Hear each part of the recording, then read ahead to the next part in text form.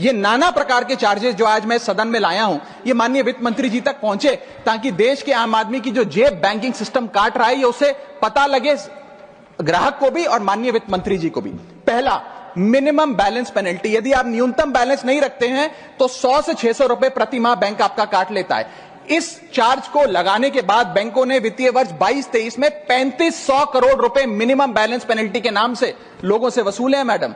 दूसरा charge, extra ATM usage. आपको ATM transaction के लिए 2 से 3 की मोहलत मिलती है, 2 से 3 की इजाजत मिलती है बैंकों द्वारा। अगर आप चौथा पांचवा ट्रांजैक्शन कर लें तो हर ट्रांजैक्शन पे 20 रुपए एटीएम चार्ज आपको देना पड़ता है। इनएक्टिविटी फी 100 से 200 रुपए सालाना, यानी कि अगर बैंक आप बहुत ज्यादा अपना अकाउंट यूज नहीं करते हैं तो बैंक इनएक्टिविटी के नाम पे भी चार्ज लगा देता है। फिर बैंक स्टेटमेंट आप मंगवाते हैं तो बैंक स्टेटमेंट इशुएंस चार्जेस के नाम पर आपसे 50 से 100 रुपए लेता है। फिर आप कहते हैं हमें एसएमएस अलर्ट के माध्यम से मेरे बैंक के खाते में क्या आ रहा है उसकी जानकारी मिले, तो एसएमएस अलर्ट चार्जेस के नाम पर भी प्रति क्वार्टर 20 से 25 रुपए आपसे लिया जाता है। ऑनलाइन पेमेंट करेंगे एनईएफटी की तो ट्रांजैक्शन फी भी ली जाती है। जबरदस्ती आपको पहले लोन बेचते हैं और फिर उसके बाद लोन प्रोसेसिंग फी के नाम पर 1 से 3% लोन अमाउंट का काट लेते हैं। और जब आपकी किस्मत ठीक चल रही हो और आप समय से पहले अपना लोन बकाया जो है उसका भुगतान करने बैंक पहुंच जाएं तो loan pre closure charges, early payment penalty के नाम पर भी बैंक आपसे पैसा वसूलता है। साधारण सा सिग्नेचर बदलवाना हो, नॉमिनी की डिटेल्स बदलवानी हो,